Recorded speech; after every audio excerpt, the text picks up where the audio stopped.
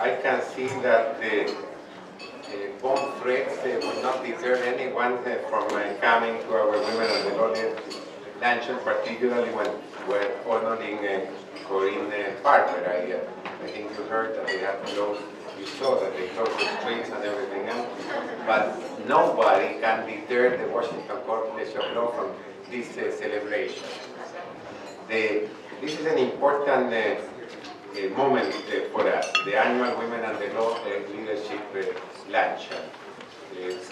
It's a way to recognize the invaluable contributions of outstanding women to a legal profession, important role models for women and men alike, and inspiring the next generation of leaders in our institution. Corinne is worthy recipient of this recognition, and we will hear about her later on today. Corinne, you should know that your predecessors in this recognition, some of them are here: Deborah Kelly, Karen Lockwood, and Lee Basha. I would like to ask an applause for the three of them and recognize them for their presence here. There are many reasons why this award is important, and really, I think sometimes we don't need to justify why we need to recognize the contribution of outstanding women in the legal profession. But for the Washington College of Law, that has a special meaning, because as you know, we were created in 1996 when women were not accepted, admitted into a legal profession and into the law school. Among other things, because by nature, women lack the analytical skills and required for the practice of the profession. That's why we should be always very nervous when nature is blamed for things that are invented by human beings, and in this case by men. Our founding mothers imagine an institution that will open the possibilities to study, both to women and men alike, and thought that achieving a world where there wouldn't be a discrimination based on gender was not only to the benefit of women, but to the advancement of important values for the society at large. This tradition has been continued and followed in our institution through the development of special programs, through our appointment process, and through the conferences and other ways in which we promote the values of our founding mothers. I see here accompanying today us the director of our Women and the Law program and the Domestic Violence and Women Clinics, Professor Anchalek, who is here, and so welcome Anne to our event. In terms of appointment, we have also here the Associate Dean for Library and Communication, my colleague Professor Kaufman. Billy Joe, please stand up. I wanted to share also with you that this is an important day for the law school, in addition to a celebration of Corinne Parker, and I need to mention this also in relationship with Billy Joe, because yesterday the city unanimously approved and gave the green light for the construction of the new law school campus of the Washington College of Law. And Billy Joe has played a leadership role as the head of our space committee, and I wanted to thank her also here for her contribution. We had the student-run law journal, the Journal of Gender Social Policy in the Law. We have 2 LLMs, specializations in gender and the law, a fellowship in gender and the law in international law. Different appointments in the law school is essential. The academic dean, one of the academic deans, Mary Clark, the director of our SJD program, Leah Epperson, let me see, the director of career services, the director of externships, the director of study abroad, and I can go on and on, the law schools, the presence of remarkable and committed women in our institution is essential. We are going to celebrate today a remarkable woman, and we come here to honor her today.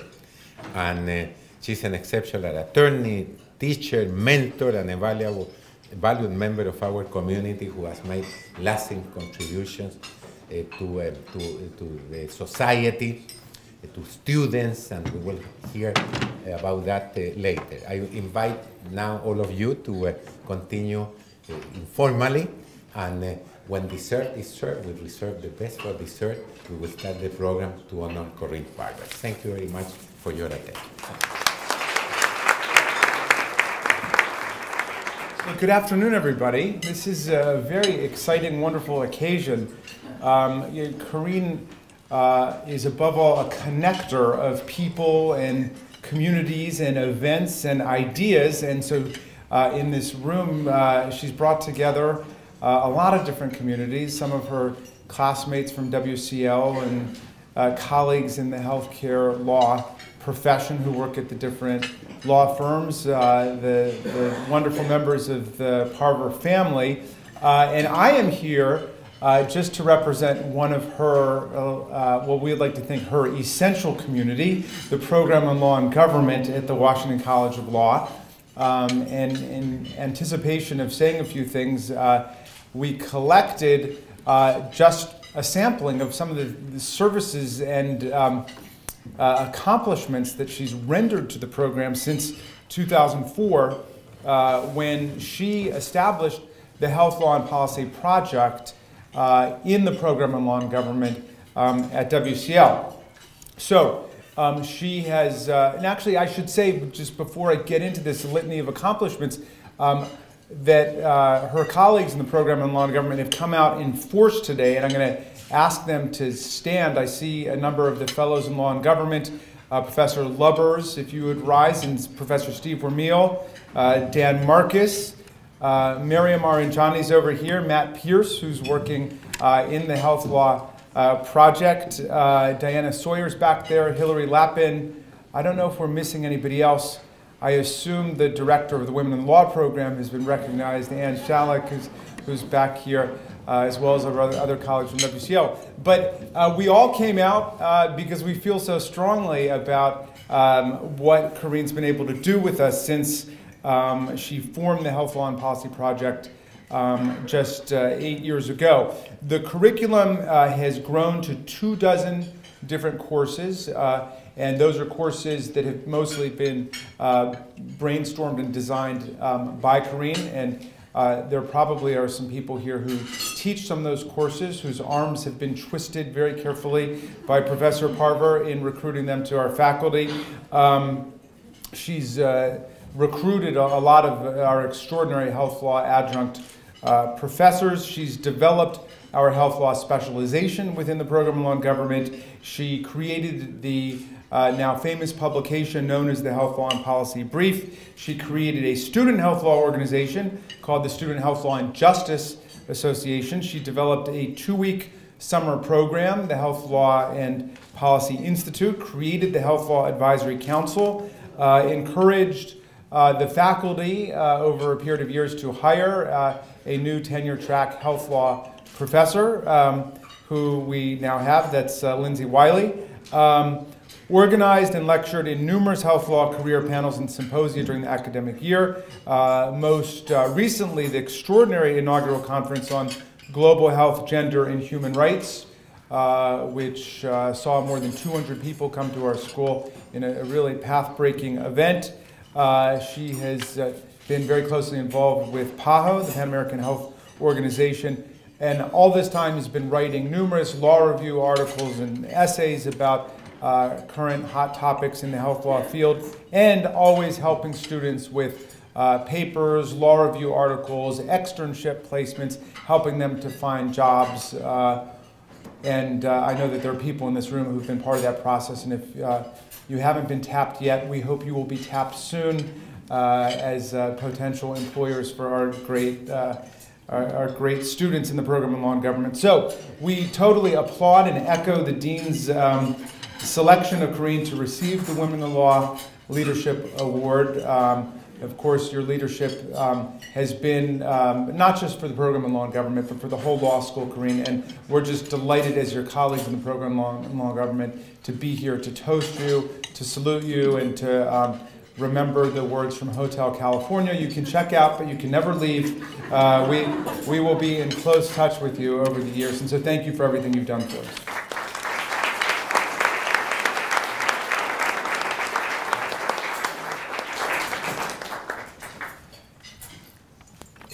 Now, I would like to ask Dr. David L. Parver and Deborah Parver Ormland, class of 2000, to come here to the podium, please.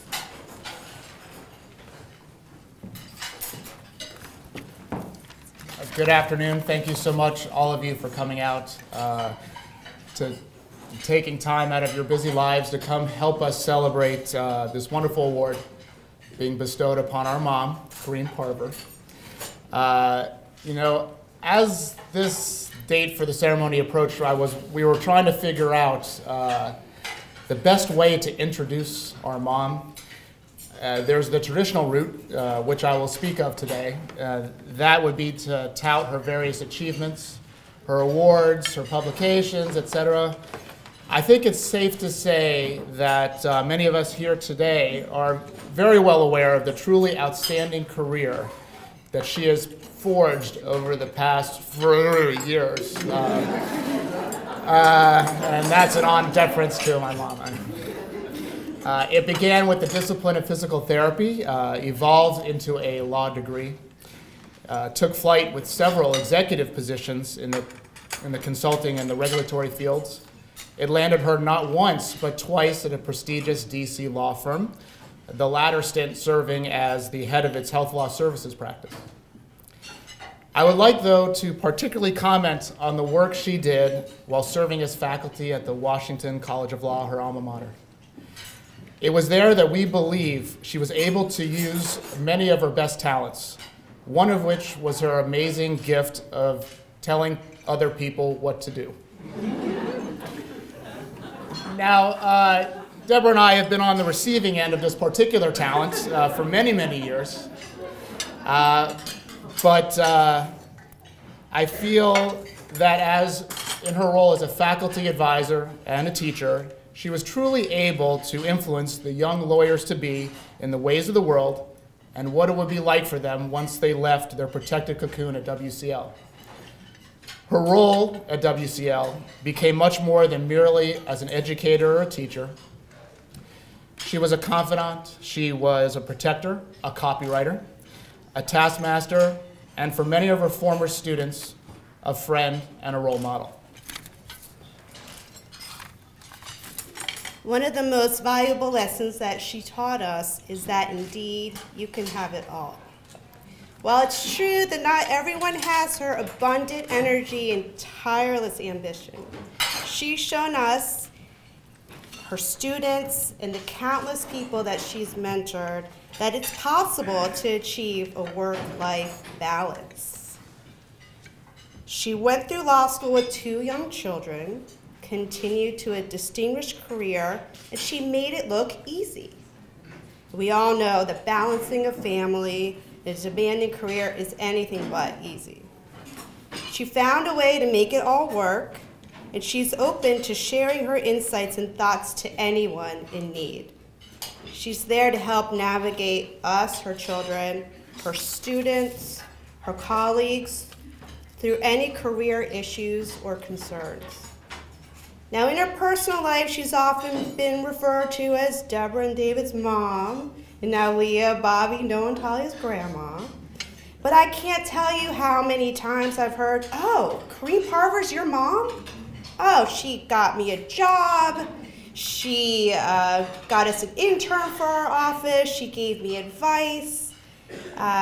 You know, her positive influence is incredibly far-reaching. And we all strive to be remembered and cherished for our contributions to our profession. And her outstanding work is on display today, and the people who are here with her celebrating her and the legacy of her accomplishment that this award represents. Thank you.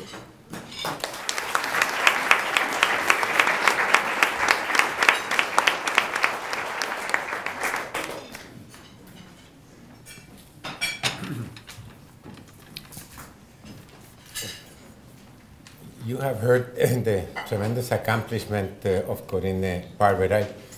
I had the benefit of meeting Corinne in a highly intellectual endeavor.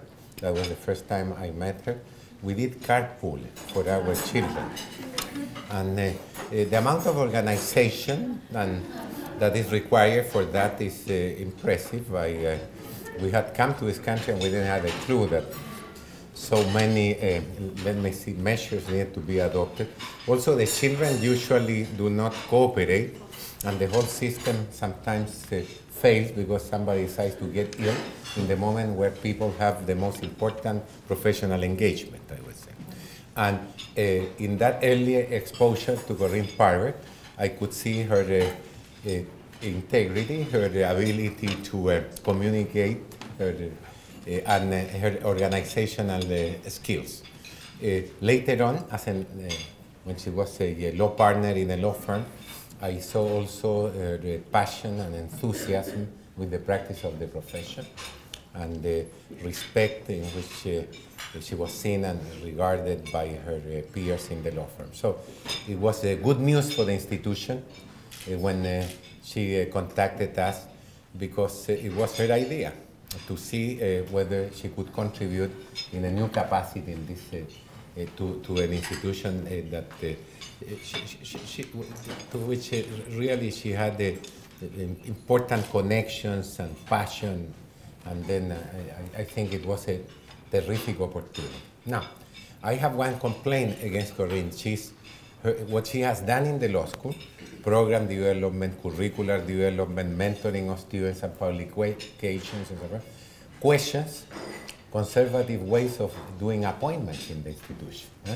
And it's an essential attack against the way in which we see appointments in the law school. And I think her success needs to put us to think in terms of way in which we are.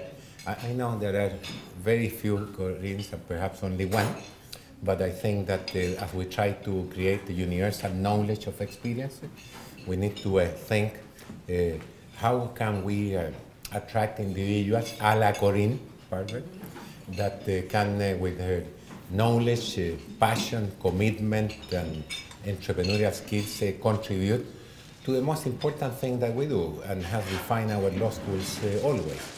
Open up opportunities to people. The students love Corinne. Many were owe their jobs to Corinne Parver. And as somebody said to me once, the intellectual work and writing, as she has done also, is essential. And in no way I want to diminish that.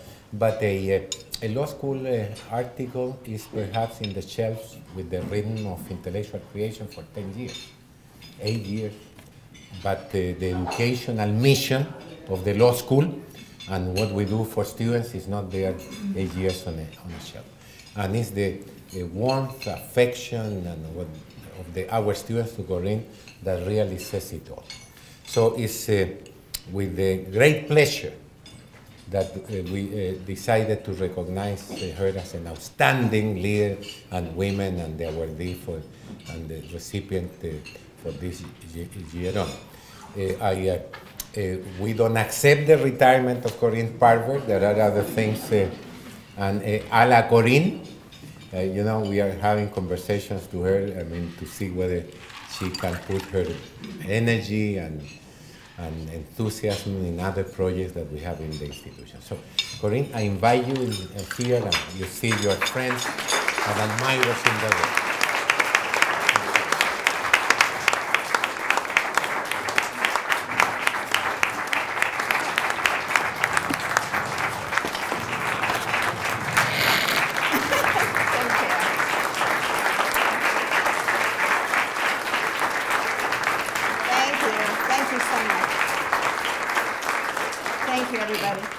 I did bring one tissue, just in case. Just in case. Thank you, Dean Grossman and Jamie, and my very special children, and the parents of my 4 grandchildren, David and Deborah, for your lovely and flattering introductory comments. while they're indeed most complimentary, I also find myself a bit embarrassed and humbled by your words. Before proceeding further, for those of you who will admit to watching the recent Academy Awards ceremony, I'm going to pull a Meryl Streep, and instead of waiting till the end of my remarks, I'd like to begin by thanking my husband of almost 45 years, Dr. Len Parver, for his love.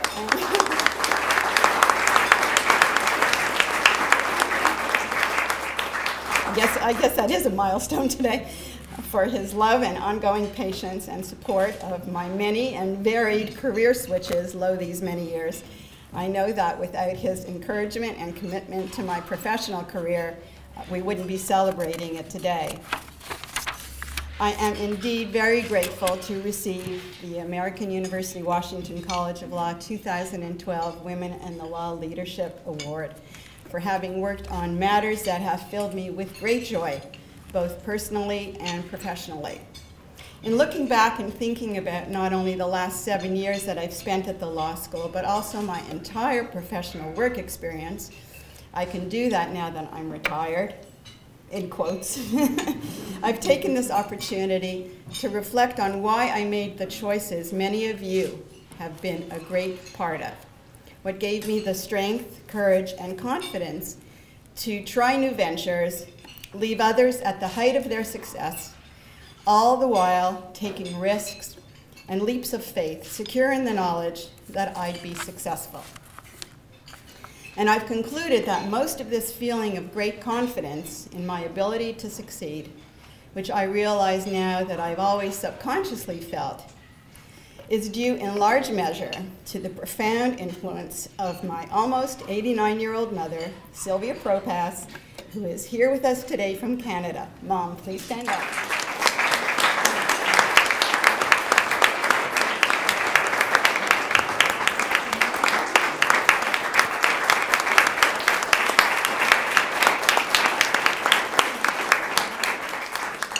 We call her Gigi now, which stands for great grandma. We don't often enough say thank you to those who are closest to us. So I want to acknowledge now your immense contributions to my achievements. When I told my mother that I would be receiving this honor from the law school, she didn't say congratulations or how lovely. She simply said, "It's about time." That comment exemplifies how, even when I was quite young, she and my late father thought about my abilities, long before any scholastic or other achievements had been realized. I'm sure their mostly unspoken belief in me provided the impetus for my drive to succeed.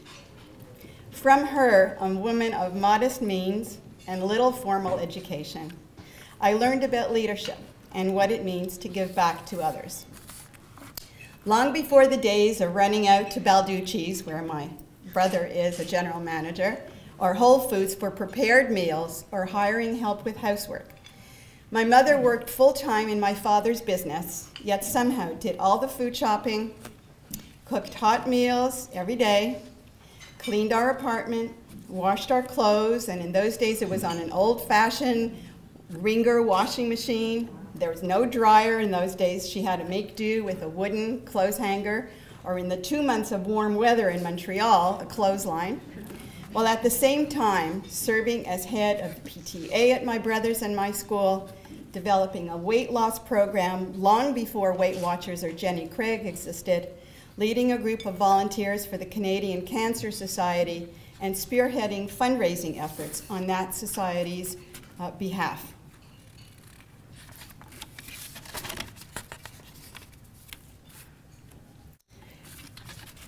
Please excuse me for 1 second. Pages came out of the printer wrong. But it's a good time to pause, because I want to say thank you, Mom, and that's what I call true leadership.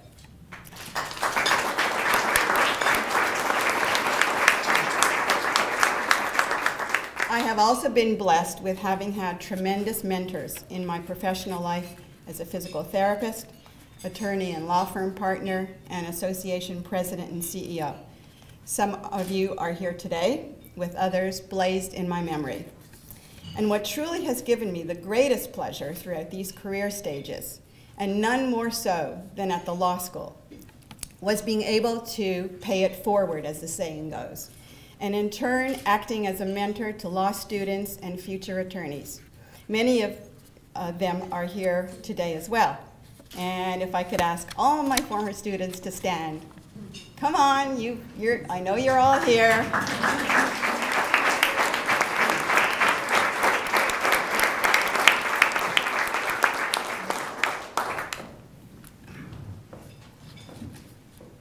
I hope I provided the right amount of encouragement for these students to take chances and assume leadership roles in the Law School Student Health Association, its health law publication, and numerous conferences and symposia.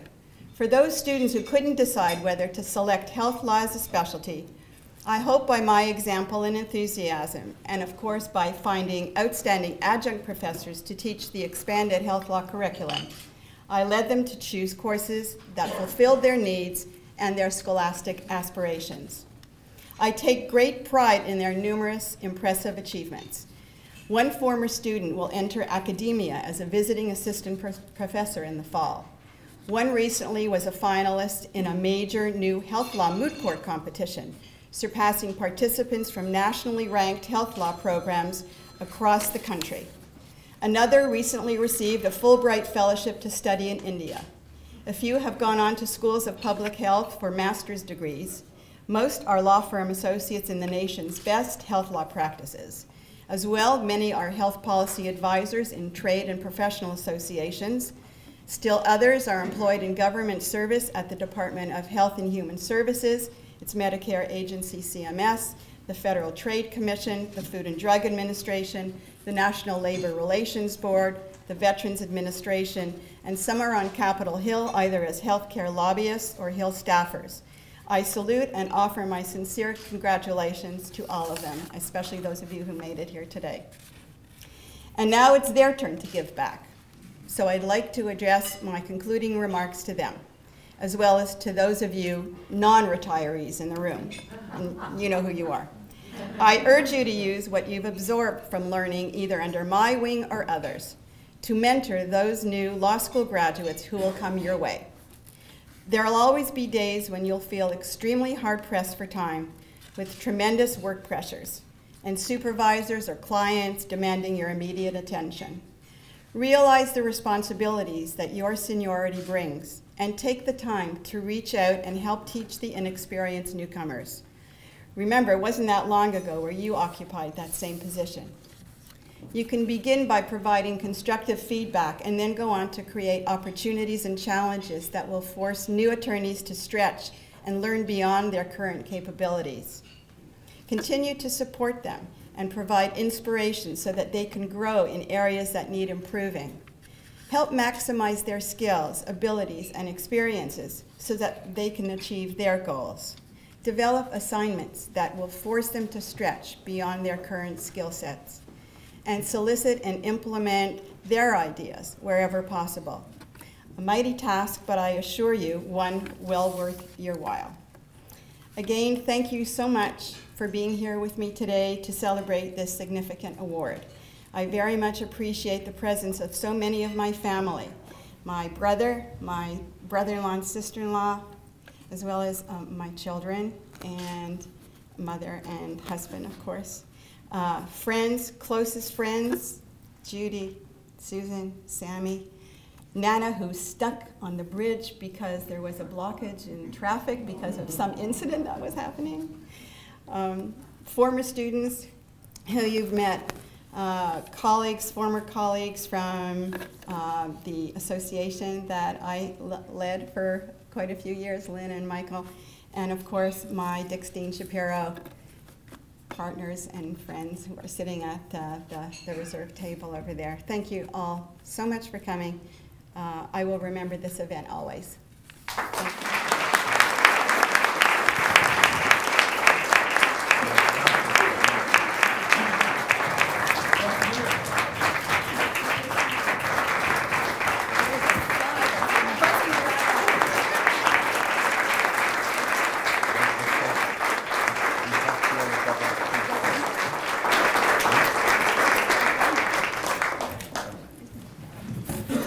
So, as part of this recognition, we need to see whether we are capable of opening the boxes.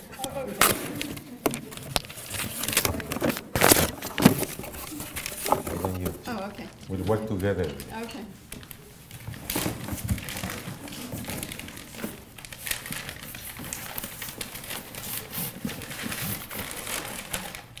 Wow.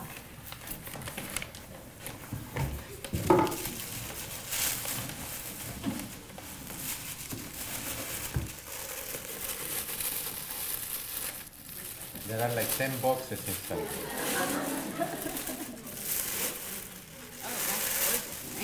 So you can put it.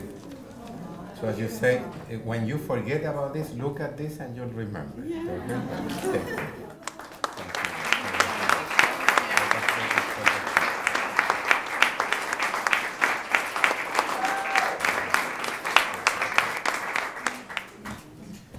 Good.